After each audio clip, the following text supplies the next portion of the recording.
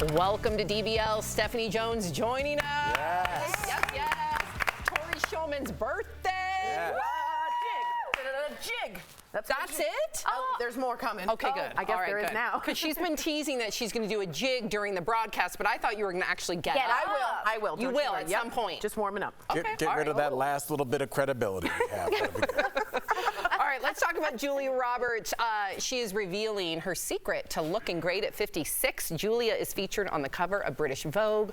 Wow, looking fabulous. She joked that her youthful looks come from pickling, quote unquote. She said she puts her head in a jar every other Saturday for 18 hours. What? But says the smell is awful. She later said the key to looking young is good genes and leading a life that is fulfilling and the love of a good man. Julia added that she believes her husband loves her and cares for her in a way that makes her feel deeply, deeply happy. And anytime you see someone who's happy, it doesn't matter how old they are. Oh, wow. All right, what do we think about all this? Just hearing her say that, it made me think about my grandparents. Like they were like deeply in love until they both passed. And I didn't really, I wish I could say, and that's how I looked at all my relationships. I just thought it was such an anomaly. You know, I kind of went on my journey and had to find myself, but I kind of saw that in real time, and it's just hitting me just now as I was reading. I was like, oh, I've seen two people that just enjoyed each other the whole time. So yeah, I think that's what she's talking about.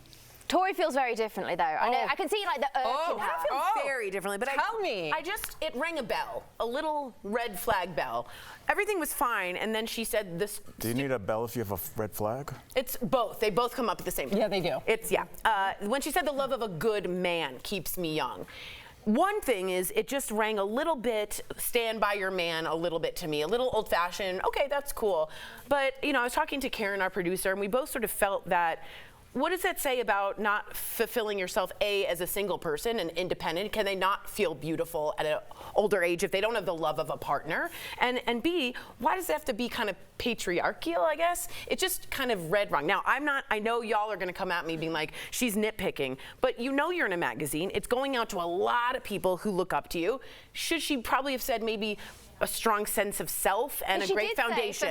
You've got to have a fulfilling purpose. Right. And I think, I understand what you're saying, Tori, but I think her saying, you know, being in a very happy relationship with a man, she doesn't have to appeal to the masses. This is her truth, and she's speaking about what makes her individually feel good. But she's in a magazine that is going out to the masses. I know, so as a public figure. So she should lie just to accommodate everyone and just be like, you know what, everyone, and no matter what your partner is or what you do, or we should all just be happy all the time. No, I want to hear her truth. I'm not reading it to hear, you know, everyone's like so on form, everyone's so politically correct. It's not about appeasing everyone. We want that interview because we want to know what Julia Roberts has got to say. And not only that, I'll say this, and maybe I'm wrong, but yesterday we celebrated Pat Carroll for speaking about how his wife helped him achieve success. Oh, Pete Carroll. Pete Carroll, yes, sorry about that. Clearly I don't watch much football. But I do remember that he really took the time to say without... I'm sorry, I didn't know who Pat Carroll was. I didn't either. And I will always support you, Sam, and I was like, is that one? I was like, is my dad I did not know. Yeah, okay. I'm sorry. So the football coach of Alabama, I believe. Seattle Seahawks. No, but he was talking about his wife. No, that was Nick Saban. Saban.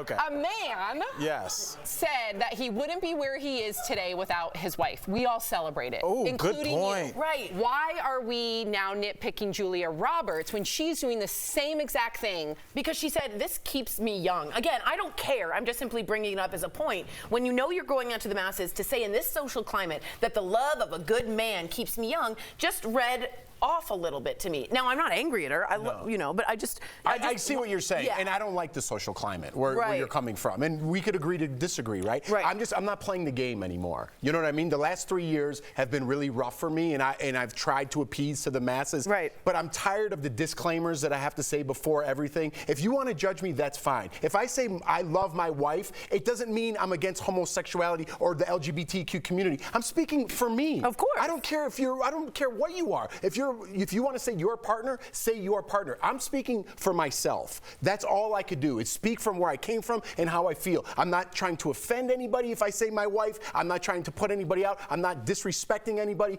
But everyone wants to nitpick and not listen to what I'm saying about my wife. They rather say, this guy's against the LGBT community because he said his wife and not his partner. I'm sick of playing that game. Yeah, that's ending but with it's not me just the in LGBT. 2024. And then we'll get to the next story. I'm using the LGBTQ Right. as an example, and I'm going to get in trouble just for using that as an example. But I'm sick of playing the game and the disclaimers.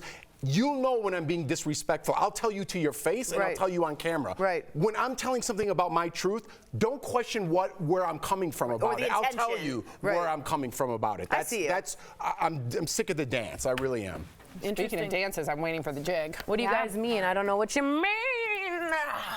Oh, it's her birthday. It's okay. You did it's that, her Sam. birthday. All right, so George Carlin's daughter is not impressed with a comedy special, and I say that in quotes, that uses AI to replicate his voice. George died back in 2008 at the age of 71 from congestive heart failure. The special used samples of his voice to create a new stand-up routine that's taken on everything from mass shootings to former President Trump. Listen.